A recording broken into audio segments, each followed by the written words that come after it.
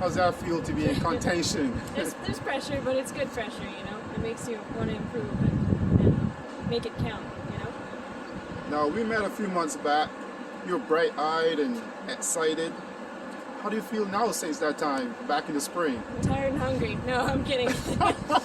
No, still getting up every day, loving going to work, and I like what I do, and I wouldn't trade it for anything else. Is there any pressure? Oh, lots of pressure, but that's what, you know, that's what makes you better, so that's all I have to say about that. I don't know. I mean, you don't want to go to work and have an easy job, then you don't improve, right? And work. Is it more like work for you, or is it kind of like just another day? It's just another day. I wouldn't even call it work. I mean, anybody else at the racetrack probably tells you it's not work, you know. It's a hobby, it's fun, you know. It's something that they like doing. Now, we had that very casual conversation back in the spring when I said to you, was that a confident, casual laugh or smile? I think it is. Tell me how you get that confidence, where that came from, how you built that. See, I don't know. I just am who I am. I don't have an answer for that. But what I can tell you is a lot of people say that I'm bubbly, or they call me smiley, or whatever. They always say I'm always happy, and I think getting up and going to work with that kind of attitude certainly helps. You know, it's not necessarily confidence, but it's a positive outlook, I guess, every day before I get on a horse. And, you know, every horse, every set. Okay. I heard you speak 3 different languages, or even more. No. Tell me about that. I just speak German, actually.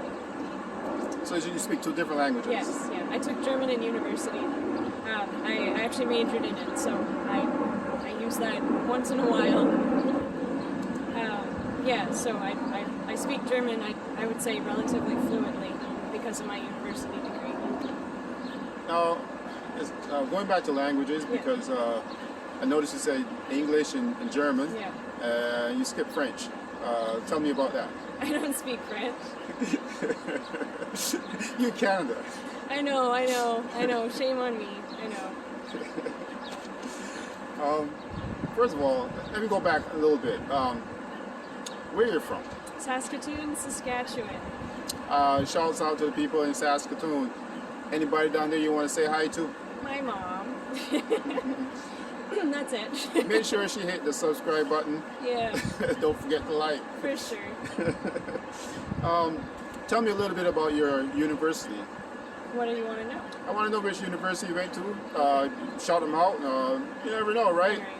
Well, I went to the University of Alberta. I actually wanted to teach English abroad, and to do that I needed a degree in anything from the university.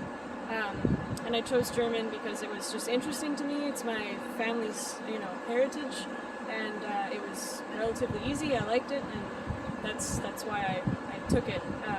And I actually have a master's program waiting for me should I ever want to leave the racetrack, but I don't know if I do, so that might have to just sit on the sidelines for a while.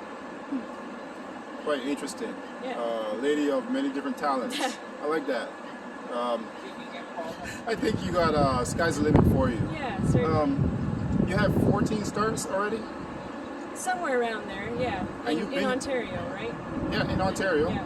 Oh, well, let's go back, because you did mention to me that you had how many starts again? It's just over 100 lifetime. Whereabouts? Saskatoon and then Winnipeg, Assiniboia Downs. And how many times have you been in the money? Oh, geez. Lots. I'd say half, probably. The top 3. I've won 11 as of Tuesday. So it's nice to hit the board, you know, consistently hit the board. So they know you down there. They know you. I hope so. And if they didn't, they know you now, right? Yeah. Tell me a little bit about the ride down to Fort Erie and how that feels going down there, knowing that there's a potential you might not hit the board, but you're still going. Tell me a little bit what inspires you. You know what? It's just a good time down there. I really like the people and the atmosphere. I like the racetrack. The surface is amazing. The horses are pretty great. So it's more of like going down there just to have fun. And if, you know, obviously you got to work hard to try and win a race, but it's well worth the drive no matter what happens. So you've been in the money Yeah. over 50% of the time. Over 50%. Is it? Yeah, Wow. I think so. I hope you're correct. Is that a message out there to any of the trainers? No names calling, please, but Like what? You wanna... that you're ready? Well, you know, I'm known for having quiet hands, so there's horses that need to relax, and they put me on, and I'm usually relatively successful with them, which I believe is part of the reason why I hit the board. They try me on a horse, and this horse goes, oh, okay, I can actually breathe and hang out here for a little bit, and then we make our run for it, right? So if there's any trainers out there that are looking for a rider that has a bit of a lighter touch, maybe it would work well with their horse, and if so, then contact my agent. Tell me a little bit about the jockey room. What's that feel like first time going into the jockey's room at Woodbine? It's different. It's very professional compared to where I'm from. It's tense, I guess, but it's just something to get used to. You know, like it's once you get to know the people in there and you get to talk to them a little bit, it gets a lot easier. You know, the routine and stuff like that. You can relax, but definitely going into any new place, you know, it's a little bit nerve-wracking to start. I noticed this is a kind of question that might be a little bit rhetorical, but why did you become a jockey? So you might not like the answer to this one. At home in Saskatoon, they don't have exercise riders. When the jockeys come in to ride for the season, they're the ones that do the exercise riding. So when I was at home, I was exercising the horses in the spring like I do every year, and the riders came in, and I said, well, all of a sudden I'm not getting any horses to gallop. Like, that's what I want to do. So I said, well, I guess I'll go and I'll try and get my rider's license. I can get on some horses in the morning and get on some horses at night, and the rest is history. I guess I found out that I really liked it. I like the rush of it, you know. I like the challenge of it, and here we are. Well, my first win here in Ontario was on a filly by the name of Easy Access. It was the only filly in the race, which felt pretty nice. It was like a girl power moment, you know. We flew past the boys and nabbed the first win. So that was definitely a nice feeling. And then the one that I got on Tuesday, this horse is mid-pack all the time, and as I said, I just took a light hold of him, and we sat in, you know, just off the pace, and we came flying, and I think we won by about 8. So it was a very nice win. Yeah. I watched the replay. Yeah. It was really good. I got to ask you about it though. For the first win, actually, the one on Easy Access. Yeah.